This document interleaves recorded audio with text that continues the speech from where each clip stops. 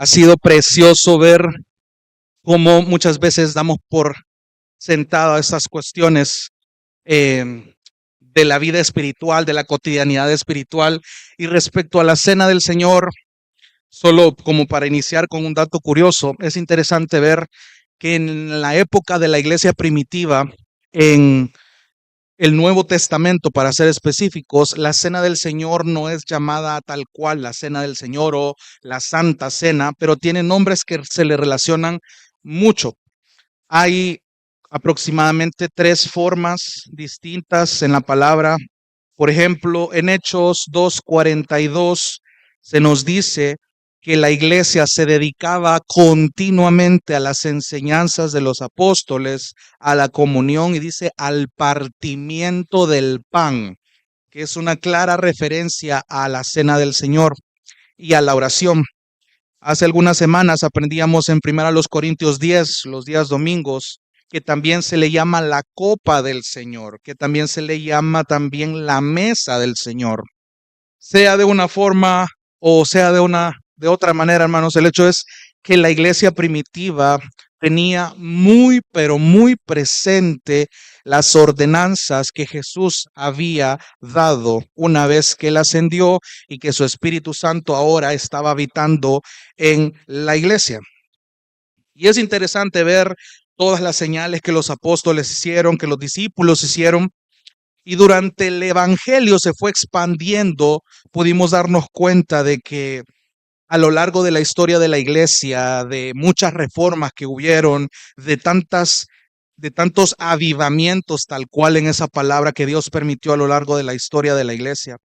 Pero tampoco hay que descartar o tampoco hay que obviar la parte donde muchas veces la iglesia se ha visto vulnerado, personas que han sido vulneradas a tomar su vida de una manera automática, como que andan por inercia viviendo su cristianismo. Llegan a un punto donde lo cotidiano, donde usualmente lo cotidiano es, y no sé si usted lo había meditado de esa manera, pero nuestra cotidianidad es la evidencia, hermanos, de la gracia que recibimos todos los días. El hecho de que usted se levante, respire, independientemente si está lloviendo, si está haciendo gran calor, si está enfermo o está sano, pero hay una muestra de gracia bien grande en el hecho de que nosotros podamos despertar un día más, que el hecho de que usted tenga la salud, ya sea media o mala o buena, el hecho de que usted tenga un empleo, el hecho de que usted tenga ingresos, el hecho de que usted tenga un techo, el hecho de que tenga familia, o sea, hay una cotidianidad establecida donde la gracia de Dios, por así decirlo, se nos restriega en la cara todos los días, todos los días. Entonces, lo triste de este caso es que los cristianos toman su vida de manera automática, de manera robotizada. Otra vez, las cosas cotidianas ya no se disfrutan, incluso hasta se olvida de la gracia detrás de estas y pasamos por alto y hasta le restamos importancia de manera voluntaria a esta gracia que Dios nos da. Y de esa misma manera, nuestra vida espiritual no es la excepción. Venimos a la iglesia, participamos de las ordenanzas de la iglesia, nos involucramos en la iglesia, podemos estar en comunión con la iglesia, pero todo esto puede ser de una manera ritual, de una manera robótica. Hoy es jueves, hoy había que venir temprano, hoy había que venir a tal hora, el domingo va a haber culto a las 10, me programo. Entonces, de la nada, muy involuntariamente, podemos tomar nuestra cristiandad de manera automática, de manera rutinaria, como si fuera nada más un punto en la agenda. No lo decimos, probablemente no lo pensamos, pero nuestras acciones demuestran mucho cómo valoramos nuestra cristianidad de manera cotidiana. Y en el tema de las ordenanzas, hermanos, me he impresionado y he sido en primer lugar su servidor impactado al ver las joyas que pasábamos por alto, no solamente en el bautismo, sino en la cena del Señor. Increíblemente lo que implica el hecho de que Dios nos ha permitido involucrarnos como miembros de gracia y verdad a participar en algo tan sagrado como la cena del Señor, se nos olvida. Se nos olvida de una manera increíble que ni siquiera habíamos contemplado y que bendito sea Dios, hemos estado aprendiendo con todo esto. Y ojo, Nuestra vida espiritual puede ser vulnerable a caer en una rutina bíblica, entre comillas. Tenemos que tener mucho cuidado con eso, porque esto va a comenzar a perder sentido cuando dejamos de discernirla, cuando dejamos de meditarla, cuando dejamos de restarle importancia. O sea, el hecho de que usted en automático vaya y haga un devocional y no piense en eso, simplemente cumplió una agenda espiritual en su vida, pero lo deja ahí y no envuelve su vida cotidiana, hay un problema, hay un gran problema. Porque se supone que esto es parte de nuestra vida. No, esto debería de ser nuestra vida. Que todo lo demás gira alrededor de lo que la vida cristiana es diferente. Dios, y lo he visto en muchas frases clichés, Dios no quiere una parte de tu vida, hermano. Dios tiene que ser tu vida. Y en ese sentido, todas las decisiones que yo tomo, relacionales, laborales, emocionales, deben girar en torno al cristianismo en el que estoy creciendo. Entonces, la exhortación que yo quiero que recibamos en el texto con el que queremos terminar esta serie es precisamente por ello de cómo la palabra nos insta a reflexionar, a examinarnos, a discernir, porque muy involuntariamente hemos caído de tomar la Santa Cena de una manera indigna. Entonces, en esta porción que acabamos de leer, quiero que usted se dé cuenta de cómo Dios nos manda a considerar la importancia de examinarnos para no tomar la Santa Cena de manera indigna. Dios nos manda a considerar la importancia de examinarnos para no tomar la Santa Cena de manera indigna. Y esto, primeramente, nos da el tiempo. Lo vamos a ver a través de tres maneras prácticas. Número uno, mirando a lo correcto. Número dos, considerando lo incorrecto. Y número tres, cuidando en donde nosotros estamos. Pero antes quiero ponerlo en contexto para ponernos bien al día en cómo vamos a terminar acá. En el capítulo 11 de Primera a los Corintios, Pablo ha venido amonestando de una manera severa y desde el versículo 17, para ser específicos, empieza a amonestar, a atacar la práctica de la Santa Cena que los corintios tenían. Y aprendimos la ocasión pasada que la iglesia primitiva tenía ágapes, tenían estos banquetes antes de celebrar la Cena del Señor. Era algo que caracterizaba a la iglesia primitiva, con el objetivo de mantener la comunión. Se hacían estos ágapes donde al final se celebraba la Santa Cena y era un momento donde los creyentes llevaban tanta comida y bebida como les fuera posible, porque era un momento de comunión intencional, era un momento donde qué mejor manera que culminando con la ordenanza que Jesús mismo había aplicado. Pero sucedía, y lo vimos la semana pasada, la última ocasión, perdón, que habían creyentes acaudalados, creyentes con pisto, que llevaban una cantidad excesiva de comida, de bebidas, pero no para compartirlas con sus hermanos, sino para ellos mismos. Y esto terminaba no solamente en muestras de glotonería entre creyentes, sino terminaban en niveles de embriaguez, donde había un claro desprecio hacia los creyentes pobres, a quienes alejaban de la comunión. Evidentemente, esto era un egoísmo cínico, un egoísmo descarado, el que se estaba mostrando. Y lo más triste de esto es que los corintios pensaban que lo estaban haciendo bien. ¿Por qué? Porque estaban celebrando la Cena del Señor, porque estaban cumpliendo la ordenanza de Cristo. Corintio es una iglesia que se caracterizó por creerse que estaban haciendo las cosas bien como iglesia. Y una de las iglesias que son más amonestadas por el apóstol Pablo. Y es interesante por el hecho de que ellos creían que estaban haciendo bien las cosas, en medio de su glotonería, de su embriaguez, de sus malas prácticas, porque hay un montón que se tocan en la primera carta.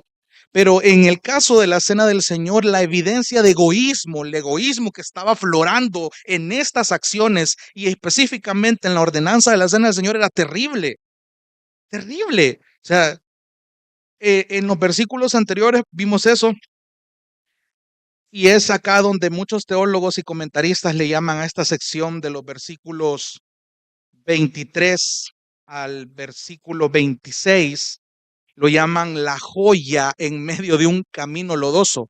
¿Por qué? Porque el capítulo 11 básicamente es una regañada tremenda que Pablo les está dando a los corintios, pero en el versículo 23 al 26 hace un paréntesis donde Pablo recuerda la ocasión donde Cristo mismo ofició e instituyó esta Santa Cena. Pablo parece hacer un paréntesis en medio de una amonestación bien seria para recordarles la razón de por qué tenían que celebrarlo. Y empieza a retratar lo mismo que los evangelios afirman, ya lo vimos. Jesús celebra esta última cena en medio de la fiesta de la Pascua. Ya vimos la implicación de la Pascua, de la fiesta de los panes sin levadura, porque esa misma noche, si usted lo ve ahí en el versículo 23, que yo recibí del Señor lo mismo que les he enseñado, que el Señor Jesús, la noche que fue entregado, si usted subraya eso o usted enfatiza eso, préstele atención porque solo ahí usted puede tomar en cuenta muchas implicaciones. Hacer e instituir esta ordenanza sabiendo lo que le esperaba. Esa misma noche, ni siquiera el día siguiente, esa misma noche a Jesús le esperaba la cruz, le esperaban azotes, le esperaba todo tipo de ofensas, tanto físicas como verbales. Y no se diga la separación momentánea que iba a tener con su padre. Cristo tenía un enorme trago que digerir. Y evidentemente, y lo dije la última vez, él tenía que ser muy intencional en lo que decía, en cómo lo decía, en con quiénes lo decía y en dónde lo decía. Porque todo era parte del plan. Póngase a pensar tal vez en nuestra mente finita no podemos hilar, pero en la mente de Cristo tan perfecta, aún en su humanidad limitada de su gloria, Cristo tenía en mente que todo lo que estaba a punto de pasar tenía que ser el cumplimiento de todo lo que los profetas en el Antiguo Testamento venían hablando de él, de lo que él iba a acontecer, de la figura del Cordero que tenía que pasar. El Cordero sacrificado, los salmos que profetizaron de él, los profetas que hablaron de él. Toda la humillación que él iba a sufrir estaba detallada por los profetas. Él tenía que seguir el plan. Y esto lo puede ver solo con leer la noche que fue entregado. Luego dice que dio gracias. Ya vimos esa palabra en griego, que es eucaristo, que de ahí viene la palabra Eucaristía, es una acción de gracias. Y acá quiero que observemos una de las enseñanzas respecto a la cena del Señor, cuando dice el texto que en el versículo 23, Jesús, la noche que fue entregado, tomó pan y después de dar gracias, dice, lo partió y dijo, esto es mi cuerpo. La última ocasión no pudimos tocarlo, pero es específicamente donde yo quiero invertir un poquito de tiempo en tratar esto que el texto dice cuando dice que el pan es el cuerpo y el vino es la sangre. La pregunta es, ¿literalmente eso es así? Y aquí es donde entra la famosa y conocida enseñanza de la transubstanciación, que es esa gran palabra extraña. La transubstanciación es la que afirma en términos sencillos que el pan y el vino sufren un cambio para convertirse literalmente en el cuerpo y la sangre de Cristo. Esto es claramente afirmado tanto por la Iglesia Católica Romana y algunas iglesias ortodoxas. Hay un montón que discutir al respecto, amados hermanos, porque incluso el tema de la transubstanciación fue una discusión que duró años en los padres de la iglesia, las épocas de la Reforma, y para dejar claro en qué sentido es que Cristo está presente al momento de la Santa Cena. Y aquí quiero hacer un pequeño paréntesis. Si usted quiere averiguar más, si quiere saber más preguntas, porque vamos a profundizar en ello, véngase el otro jueves a la coinonía. Ahora bien, ¿cómo podemos concebir en nuestra mente que cuando usted toma la copita, usted come el pancito, realmente está Cristo literalmente en esos elementos? Esa es la pregunta. Porque muchos defienden esto a capa y espada y ocupan textos, muchos citan a muchos teólogos, citan a padres de la iglesia, entre muchos padres de la iglesia que muchos de ustedes han leído, que otros citan, también habían desacuerdos en este tema en específico. Pero de nuevo, el punto es que vamos a irnos a algo tan básico porque me interesa avanzar en esto. Y quiero tomar un poco parte del argumento que estoy muy de acuerdo con el doctor R.C. Sproul, que tiene una serie de enseñanzas de por qué esto de la transubstanciación no es una perspectiva bíblica. Y él simplemente lo está abordando desde el idioma original. Se lo pongo de esta manera. La palabra es que usted está viendo en el versículo 23, cuando dice, tomad, esto es mi cuerpo, que es para ustedes, hagan esto en memoria a mí. Y en el versículo 25 dice, esta copa es. Esas palabras resáltelas, subrayelas, téngala en cuenta, porque esta palabra en el idioma original tiene mucho que ver para empezar a tener una base en contra de esta doctrina.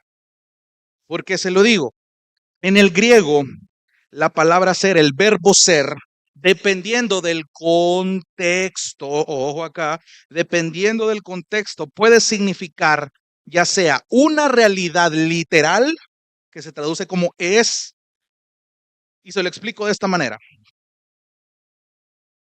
Él usa el ejemplo y ocupa una frase que dice, un solterón es un hombre no casado. Esa es claramente una realidad, no está figurando nada mayor a lo que es, simplemente está afirmando una realidad y lo dice de manera literal. Un solterón es una persona no casada. Un solterón es un hombre no casado. Es, incluso cambiando el orden de los patrones de la oración, puede dar la misma idea. Un hombre no casado es un solterón. Lo mismo que decir, un solterón es un hombre casado, un hombre no casado. A lo que quiero llegar es eso, no es tan difícil digerir, está afirmando una realidad que es literal, como decir la mesa es de hierro. Somos de carne y hueso. El verbo ser empleado en diferentes personas puede significar una realidad literal y en la palabra de Dios también lo podemos ver, pero también el verbo ser o la palabra es puede tener no solamente un significado literal, sino puede significar una realidad metafórica. Y esto podemos entenderlo mejor traduciendo la palabra es por la palabra representa. Y esto podemos entenderlo mucho mejor porque cobra más sentido con lo que vemos en los evangelios. Recuerde a Jesús diciendo, yo soy el pan. Pregunta, ¿eso es literal o es figurativo? Porque literalmente Jesús no es un pedazo de pan. Si usted cambia la palabra soy por represento, el sentido mejora. Yo represento el pan. Cuando Jesús dice en Juan 15, yo soy la vid, Jesús no es literalmente una vid, pero Jesús puede representar a esta vid. Nosotros no somos pámpanos literales, pero podemos representar a los pámpanos que están bien aferrados a una vid.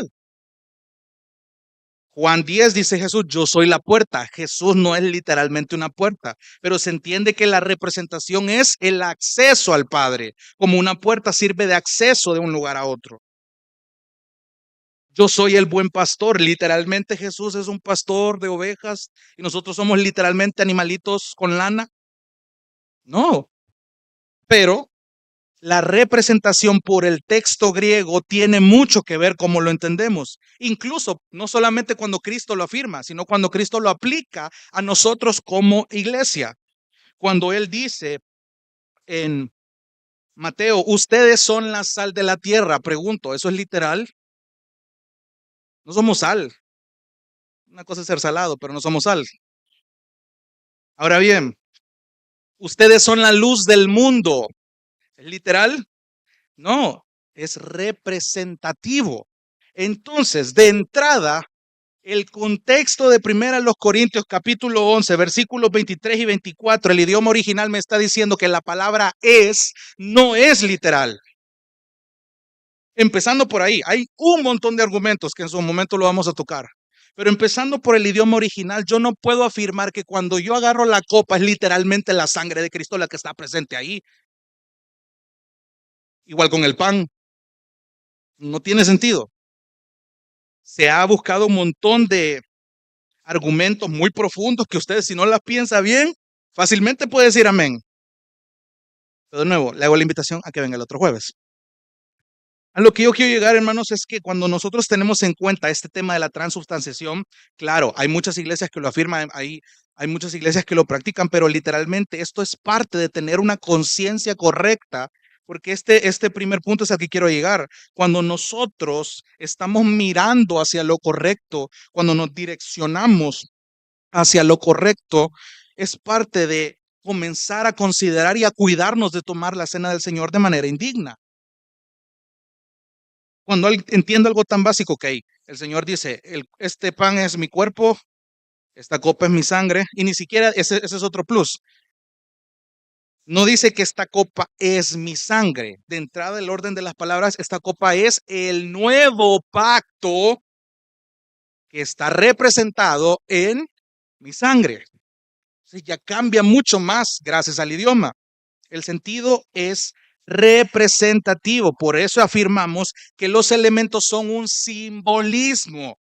Ya hablamos de la doctrina de la unión con Cristo, tanto en el bautismo y en la Santa Cena. Es lo mismo. Se está buscando evidenciar, simbolizar nuestra unión con Cristo y recordamos el sacrificio de Cristo. Entonces, ya una vez entendido el punto de la transubstanciación, quiero que note algo más en los versículos 24 y 25, antes de llegar de lleno al texto que nos compete hoy. Cuando usted observa en los versículos 24 y 25, al decir dos veces, hagan esto, subraye eso y se lo dije en la ocasión pasada. En los versículos 24 y 25, Pablo citando a Cristo, hagan esto, hagan esto, hagan esto en memoria de mí, hagan esto en memoria de mí. Cuando en un texto la frase es enfatizada y repetitiva, no es casualidad. ¿Y sabe por qué se lo digo? Cuando el texto dice hagan esto en memoria de mí, simplemente Cristo quería comunicar este énfasis en recordar algo tan precioso como lo que estaba por pasar en ese momento. Ya lo dijimos. Jesús básicamente estaba diciendo, quiero que recuerden hasta dónde fui capaz de llegar para mostrarles mi amor.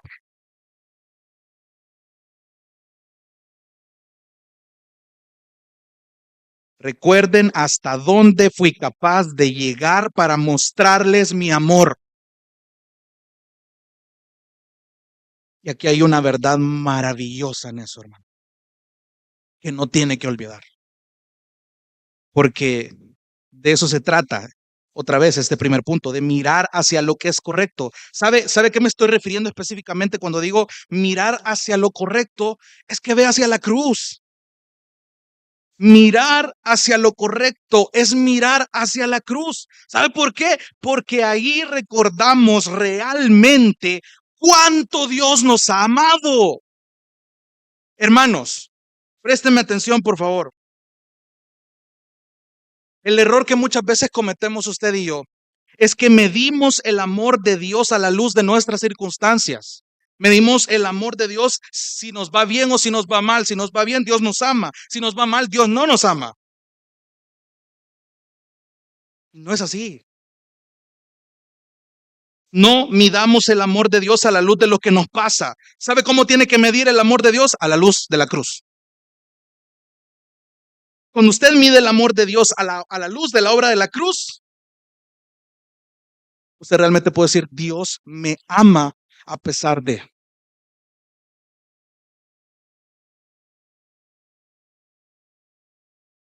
Mira hasta dónde fue capaz de llegar Dios, hecho hombre, humillado hasta el punto de que lo escupieron, y murió por nuestra redención. Hasta ese punto llegó. ¿Crees que Dios no te ama? Mira hacia la cruz. Y esto, en el contexto de la Santa Cena, es más pesado aún. Estamos recordando el sacrificio de Cristo. Estás recordando cuánto Dios te ama, cuánto Dios, en obediencia al Padre y para la gloria de Dios en primer lugar, hizo todo esto. Fuimos beneficiarios de esta obra. Y no quiero limitarlo, hermano, solamente a la Santa Cena. Sí, es de eso lo que estamos hablando, pero no lo limites ahí. Extendelo a tu vida espiritual, a tu cristiandad completa, que empape tu cotidianidad. Si te levantaste de malas, mira hacia la cruz. Si las cosas no salieron bien, mira hacia la cruz. No es algo terapéutico de repetírtelo hasta que te lo creas. No, la realidad de la palabra misma te está diciendo, y la gracia de que te hayas levantado te está mostrando cuánto te ha amado el Señor.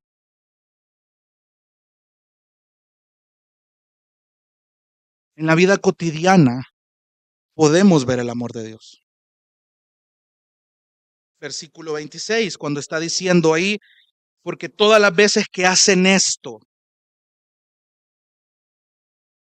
proclaman, dice en la Biblia de las Américas, proclaman la muerte del Señor, anuncian, dice otra versión, proclaman, anuncian, recuerdan la muerte del Señor. ¿Qué quiere decir la muerte del Señor? La obra de la cruz, hasta que Él venga otra vez. Y ese es el primer punto. Miramos hacia lo que es correcto, miramos hacia la cruz. Esa es la obra. Es el primer paso para entender y cuidarme de beber la cena del Señor indignamente y de comerla indignamente. Cuando yo miro hacia lo que es correcto, cuando yo miro la perspectiva correcta que la palabra misma me dice que yo tengo que ver. Es el primer paso para evitar y cuidarme yo de comer y beber indignamente esto. Entonces ahora sí, versículo 27. De manera que, esto me está diciendo que Pablo va a concluir este argumento, a explicar este argumento de lo que ha venido hablando en los versículos anteriores. De manera que ahora Pablo está haciendo una advertencia seria a considerar. De manera que el que coma el pan o beba la copa del Señor indignamente. Ahora, pausémonos ahí. ¿A qué se refiere específicamente con tomar, con comer y beber indignamente? De hecho, hay otra traducción en el idioma original que traduce indignamente como incompatible. Y eso es interesante, fíjese, porque cuando entendemos que también puedes traducirse como incompatible, esto tiene mucho más sentido por el contexto que acabamos de ver. ¿Qué estaba pasando en el contexto del pasaje? El egoísmo de los corintios era incompatible con el modelo de Jesús en la cruz, siendo lo opuesto al egoísmo. ¿Qué estaban haciendo los creyentes de Corinto? Llevando un montón de comida para ellos, sin pensar en nadie más que ellos, embriagándose para la gloria de Dios supuestamente, pero para ellos en fin y al cabo. Era un egoísmo descarado. Y Pablo intencionalmente viene y dice, señores, acuérdense de lo que Jesús hizo con sus discípulos antes de pasar todo el sufrimiento que iba a pasar.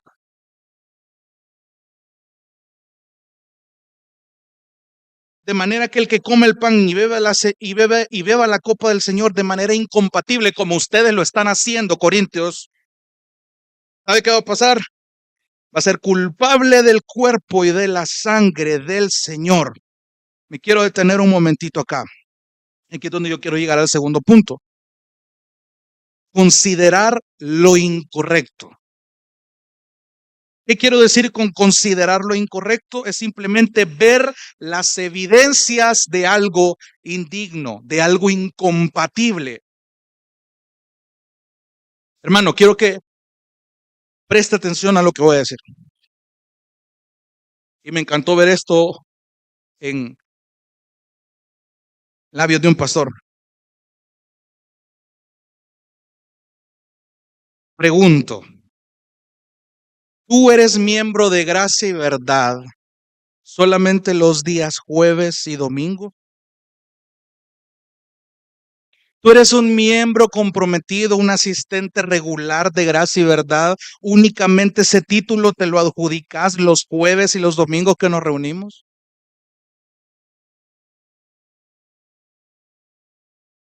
Lo olvidamos. Y eso no es así. Usted es miembro de la Iglesia Universal, como lo vimos en el principio de este estudio, 24/7. Esté donde esté, con quien esté, y haga lo que haga, usted no tiene que olvidar que usted es parte de la iglesia.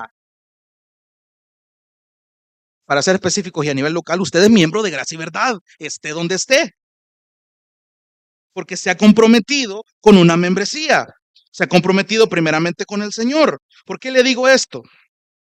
Porque cuando la iglesia se reúne, cuando la iglesia considera, ¿se acuerda de la definición que hemos venido desarmando? La iglesia local es el grupo de creyentes que se reúne continuamente o de forma regular. Ahí, esa definición nos dice que principalmente la iglesia tiene la función de reunirse. ¿Para qué? Para cumplir todo lo que nos ha mandado el Señor en ordenanzas, en crecer en el Evangelio, a meditar esto, a procesarlo, a vivirlo, a proclamarlo. Hay una función, hay un diseño, pero yo quiero que tenga en mente que principalmente nos reunimos, y me encantó este ejemplo.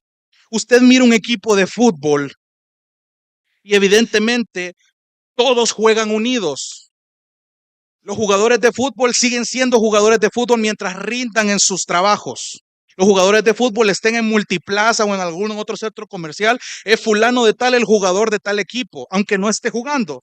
Pero la manera donde su función se ve más vista, más evidenciada, es cuando se reúne con los suyos para cumplir su función como equipo de fútbol. No tiene sentido que alguien diga, yo voy a jugar en espíritu y se autodenomine jugador de fútbol. ¿Mm? Yo voy a jugar en espíritu, no se preocupen. Aquí les hago barra desde lejos.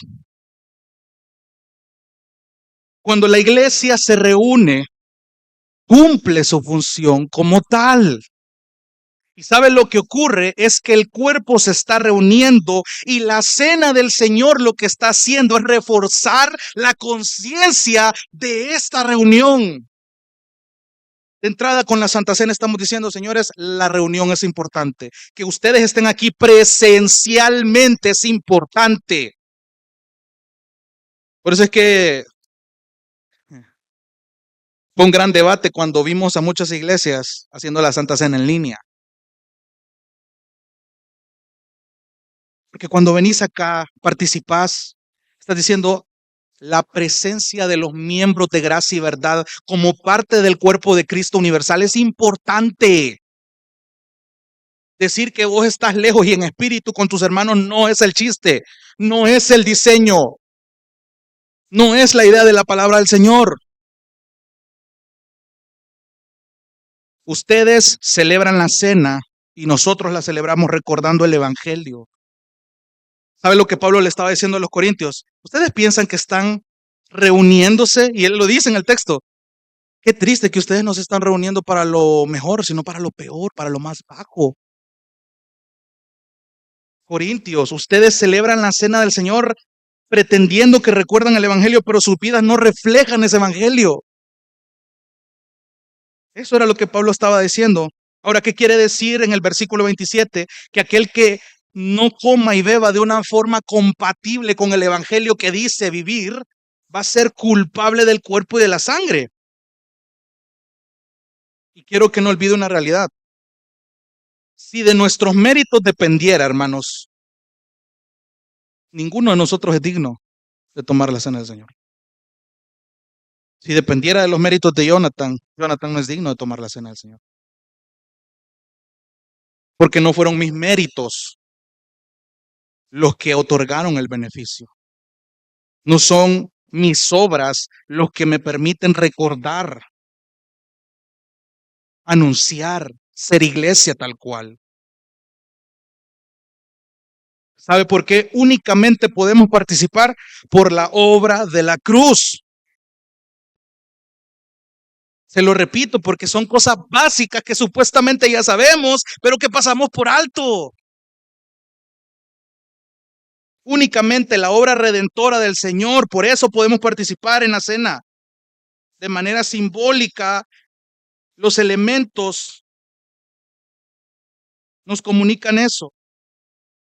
El pan, el cuerpo, la sangre, el vino, la obra de la cruz. Entonces, ¿a qué se refiere cuando soy indigno, soy incompatible con esta comunión? Quiero darle algunos ejemplos prácticos.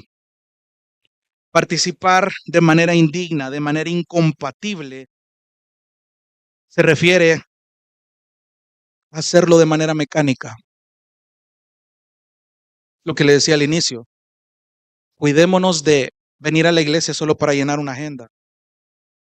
Cuidémonos de venir a la iglesia para llenar un espacio en la agenda y no nos pegó nada. Hubo cena del Señor, pero no tuvimos conciencia de nada. ¿Sabes qué pasa cuando uno anda en modo automático viviendo su cristianismo? No tiene conciencia de nada.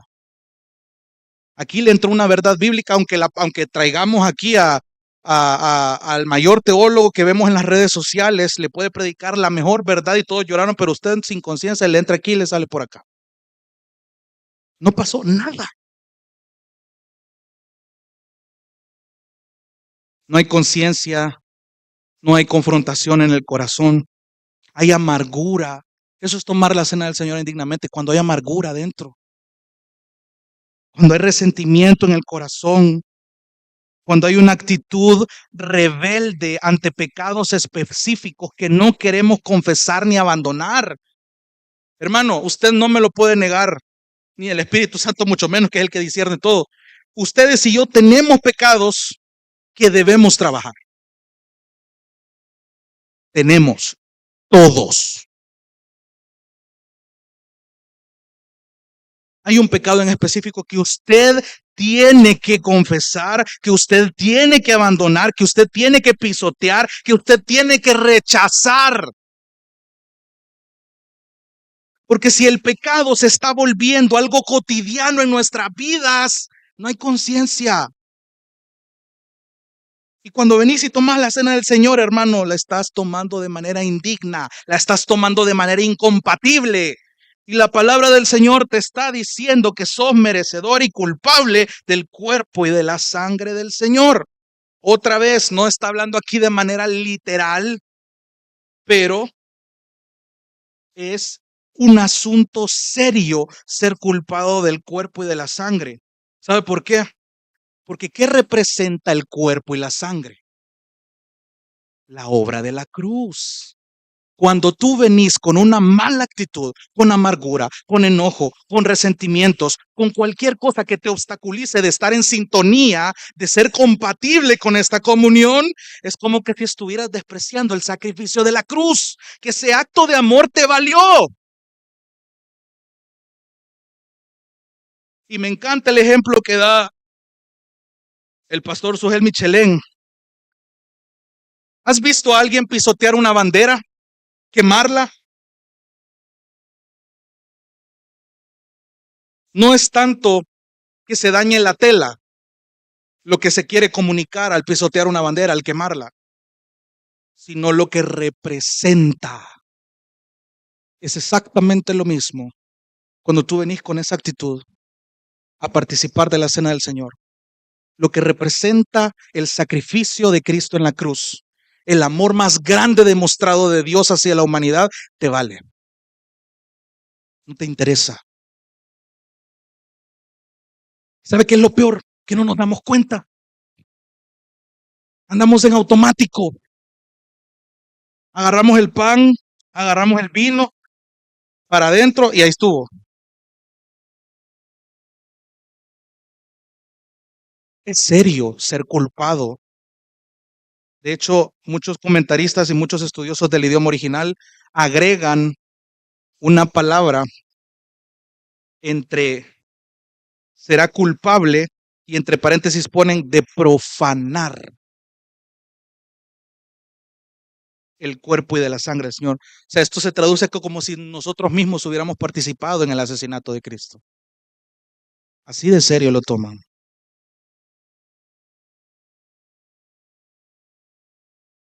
Entonces, si el primer paso para cuidarme de beber esto indignamente es mirar lo correcto, el segundo paso, el segundo punto aquí es considerar lo incorrecto, considerar si hay evidencias de la incompatibilidad que la Biblia me está mencionando.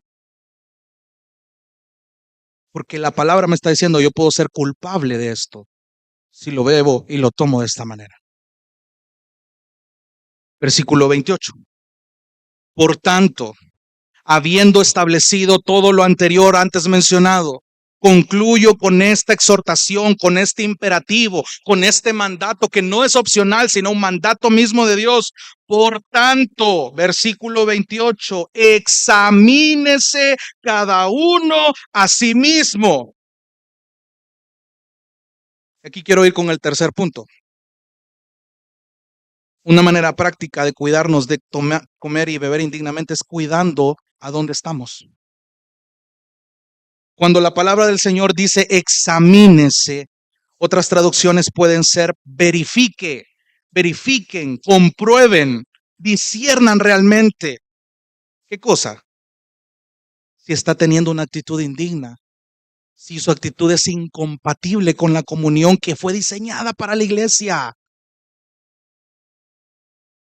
Y para esto, otra vez, yo quiero que recordemos algo que hemos venido aprendiendo a lo largo de este estudio, y es que la Santa Cena es algo en lo que solo un creyente en Cristo debe participar. Suena bastante obvio, pero lo voy a repetir. La Santa Cena es algo en lo que solo un creyente en Jesús debe participar. Solo aquellos que realmente han confiado y siguen confiando hasta el día de hoy en la obra de la cruz, es decir, en la muerte de Cristo para su salvación, deben conmemorar esta muerte junto con su iglesia. Solo aquellos cuya esperanza está en esta obra de la cruz, en esta muerte de Cristo, deben proclamar su muerte. Ya vimos que indignamente también significa incompatible. ¿Por qué? Porque si usted participa indignamente, es no tener una compatibilidad con la comunión de su iglesia local.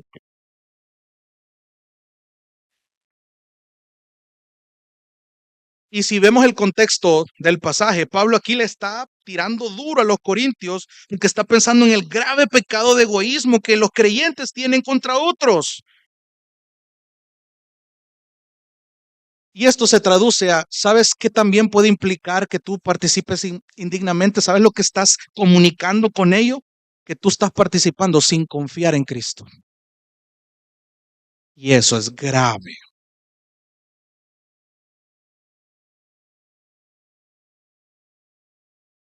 Y aquí es donde vemos que la Santa Cena trae bendición para el que la toma con conciencia, pero trae juicio para el que no la toma con conciencia.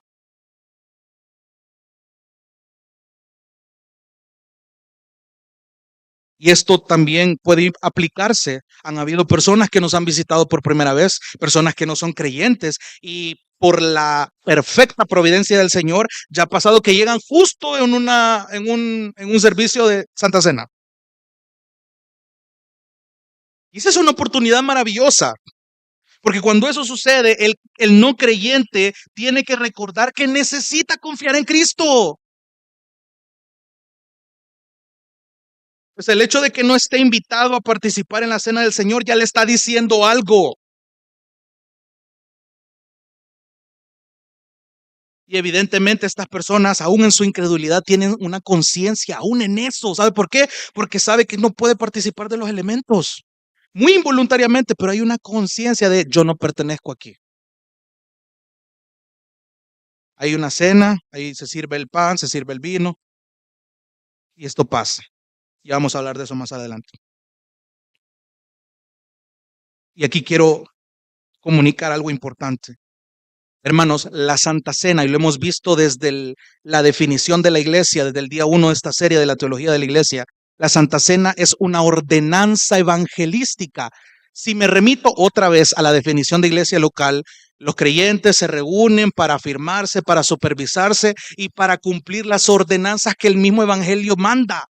Entonces, teniendo en cuenta esto, la Santa Cena es una ordenanza evangelística, no en el sentido de que ayude a convertir a las personas, sino que resalta su necesidad de arrepentimiento. ¿Sabes lo que tiene que pasar cuando tú filtras, te examinas, disciernes cómo está tu actitud, a dónde estás parado delante del Señor? Eso te debe de llevar a un arrepentimiento, no un sí, ya sé cómo estoy, pero no haces nada. Tiene que haber un arrepentimiento, y la Santa Cena es la oportunidad para que puedas discernir eso, porque estás recordando una muestra de amor hacia tu vida, y si no la estás agradeciendo con conciencia, tenés juicio para tu vida.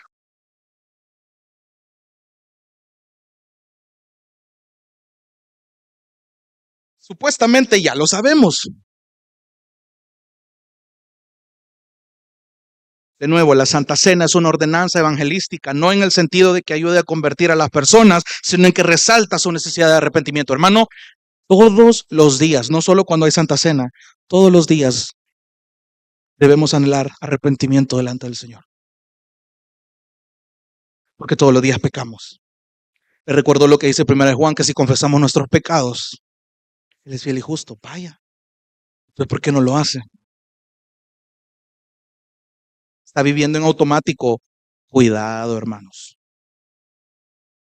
Está viviendo en automático su cristianismo. Cuidado, hermanos. Cuidado, hermanas. No vivamos nuestra cristiandad en automático. Hermanos de la transmisión que son creyentes, no vivan su cristianismo automático, porque hay juicio. ¿Sabe qué más hay al entender y autoexaminarnos? Es que la Santa Cena también está renovando, y esto lo dice un comentarista, hay una especie de renovación en nuestro compromiso con el pueblo de Cristo. Hermano, cuando tú te involucras en esta vida cristiana, el compromiso no solo es vertical. Qué bonito fuera si la vida cristiana fuera solo entre Dios y nosotros. Nadie se hablara. Qué raro fuera. Y muchos toman el cristianismo así, como si solo fuera de Dios para el individuo y del individuo hacia Dios. Eso no es el diseño. Hay una comunión horizontal. Si no, ¿cómo vas a evidenciar los frutos de su cristianismo? ¿Cómo decís que amas a Dios que no ves y estás odiando a tu hermano así a quien sí ves?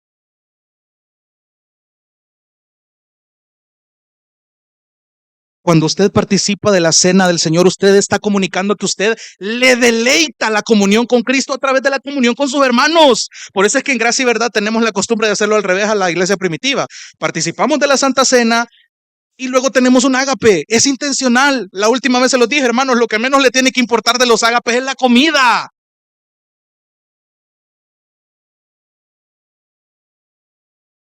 Y se lo dice el primero que lo anda vigiando.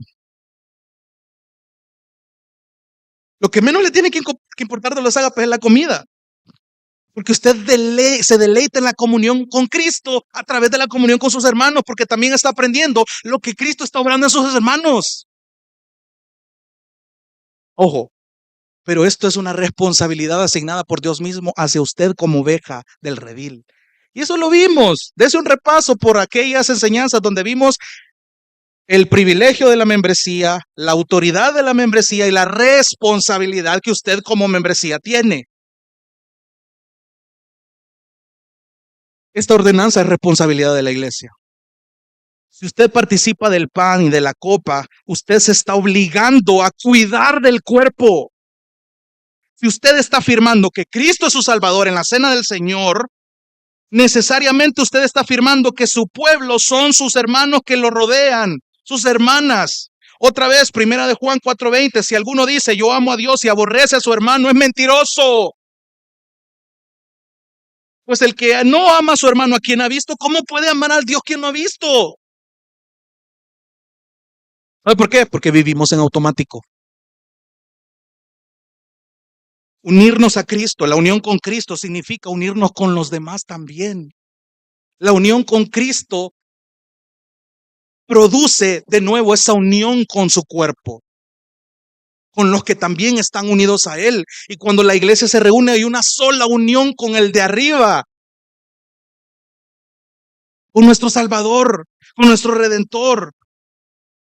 Usted no puede comprometerse con el pacto sin comprometerse con la comunidad del pacto. Porque cuando usted hace este acto con el que se comprometió con el Señor, usted se está comprometiendo con los demás hermanos. Usted recibe a Cristo en su mesa, es recibir a todos los que están sentados a su lado como hermanos y hermanas.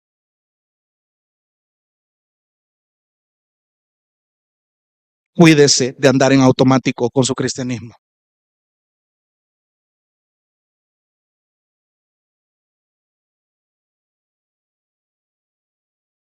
¿Cómo nos cuidamos de comer y beber indignamente? Número uno, mirando lo que es correcto, la cruz. Considerando lo incorrecto, las evidencias de algo indigno, de algo incompatible. Y como último, cuidando a dónde estamos, examinándonos, discerniendo.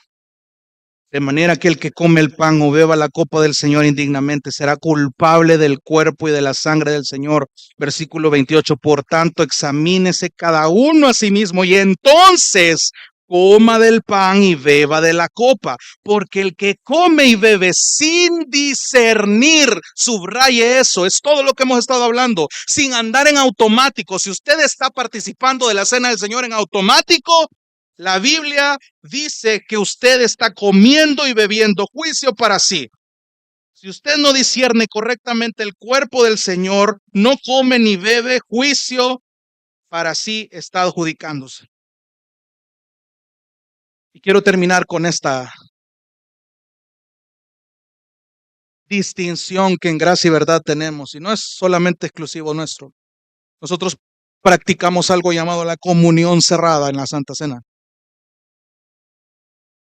¿Se acuerda, hermano, que hace unas prédicas de nuevo, cuando le estaba hablando de la autoridad que la membresía tiene, le decía estas cosas? Hay una autoridad delegada por Cristo mismo. Cuando vimos el estudio de Pedro, cuando le dijo que le iba a entregar la llave del reino y todas estas cuestiones. Pero hay una autoridad bien grande delegada por Cristo mismo a la iglesia, a la iglesia. Y decíamos que esta autoridad no solo evidenciaba mi posición como embajador del cielo, como alguien que confiesa públicamente creer en el Señor como su Señor y Salvador, sino que esta autoridad también nos daba la capacidad de proclamar el evangelio. Esta autoridad no solo evidenciaba mi posición como embajador del cielo, sino la autoridad que tenemos usted y yo de proclamar el evangelio, de exponer las falsas enseñanzas y lo más importante, para edificar a la misma iglesia. Y aquí fue tan providencial y alabo al Señor por la predicación que escuchamos el domingo. Porque cuando usted no le interesa hacer de edificación a la iglesia, usted no está discerniendo la cena del Señor. Usted no está discerniendo su compatibilidad con la iglesia. Si a usted le vale ser de edificación y ni siquiera le interesa edificarse usted mismo, hay un problema. Usted anda en automático con su cristianismo. Y a mí esto me cargó tanto, hermanos. Si a mí no me interesa hacer de edificación al cuerpo, yo necesito examinar y discernir qué estoy haciendo con la autoridad que se me ha dado como parte de la iglesia. Y esto realmente alguien comprometido con el evangelio lo va a entender. Ningún amo va a delegar su hogar y sus bienes y todo a un mayordomo que solo llega cuando quiere, un mayordomo que no le preocupa en qué estado se encuentra lo que le pertenece a su amo. Es exactamente lo que puede pasar con un miembro que vive en automático su cristianismo.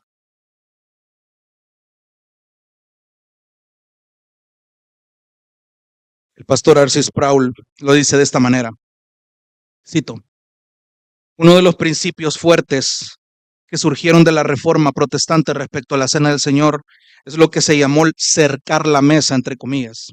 En algunas iglesias, antes de celebrar la Santa Cena, el ministro le advierte a las personas que no son miembros en regla de una iglesia evangélica a que no deberían participar. Les recuerda a la congregación que la Cena del Señor es para cristianos verdaderamente penitentes. Incluso hay iglesias que no permitirán participar de la Santa Cena a nadie que no sea miembro de la congregación local. Si uno llega de visita, lo disuaden de participar aunque sea cristiano, porque el propósito de cercar la mesa no es excluir a las personas por un principio de arrogancia, sino más bien protegerlas de las consecuencias que el apóstol Pablo expone en el capítulo 11 de Corintios. Cuando una persona participa de manera indigna, en lugar de beber una copa de bendición, bebe una de maldición. Están comiendo y bebiendo para condenación y Dios no será burlado. Si alguien celebra esta, la más sagrada de las actividades de la iglesia, de manera inapropiada, se expone al juicio de Dios. Fin de la cita.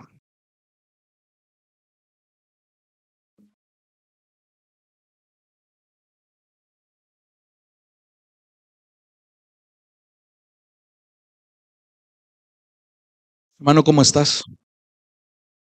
¿Dónde estás?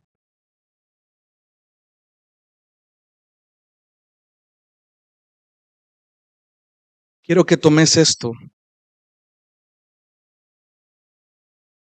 como si el Señor mismo te estuviera agarrando y sacudiéndote, diciéndote, por favor, reacciona.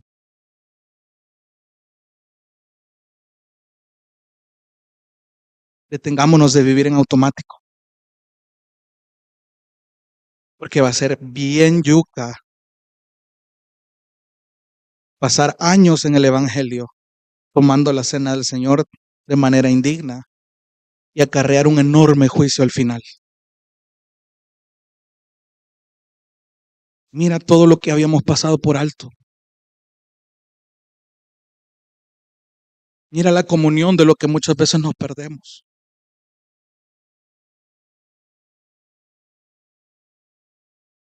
No tomes la iglesia a la ligera, hermano, hermana.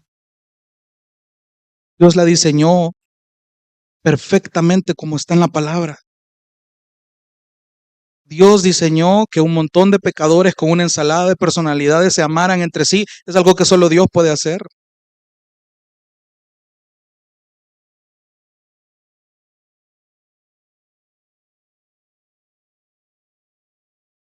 ¿Cómo nos cuidamos entonces de comer y beber indignamente? Número uno, mirando a lo correcto, mirando a la cruz. Número dos, considerando lo incorrecto, si la estamos tomando indignamente, si hay una incompatibilidad. Y número tres, cuidando a dónde estamos, examinándonos, saber discernir nuestra actitud, dónde estamos. Para la próxima Santa Cena que se avecina el próximo mes, vuelve este mensaje. No hay nada más precioso. Y quiero terminar con esto. El error que cometen muchos cristianos piadosos es irse a los extremos. ¿En qué sentido? Yo puedo ver en la lista de requisitos para tomar la cena indignamente todos los checklists y decir, híjole, la estoy regando, ¿verdad? No la voy a tomar. No, me voy a abstener de la cena del Señor porque entiendo la actitud que tengo y no es correcto, no participo. Y llega la siguiente cena del Señor, es el mismo argumento. Y llega la siguiente cena del Señor y es el mismo argumento. Cualquiera podría decir, el cristiano es bien piadoso, está consciente de su pecado. Pero hermano, la idea de la Santa Cena y de que tú te examines es para que participes, no para que te abstengas. Es para que vivas en arrepentimiento, no para que inexcusablemente y con una idea falsa de piedad, tú te abstengas de esto. Si la idea es que participes porque estás entendiendo estas verdades. Hermanos, no te vayas al extremo de la falsa piedad que te abstiene de participar, pero tampoco tomes a la ligera la cena del Señor. Ahora conoces qué es importante para Dios en nuestras actitudes y en nuestra madurez y en nuestra edificación para que realmente podamos tomar la cena del Señor con conciencia.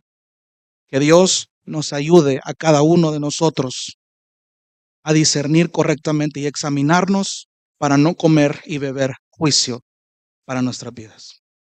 Vamos a orar. Dios te bendiga. Realmente es un privilegio para nosotros que puedas escuchar el mensaje de la palabra de Dios.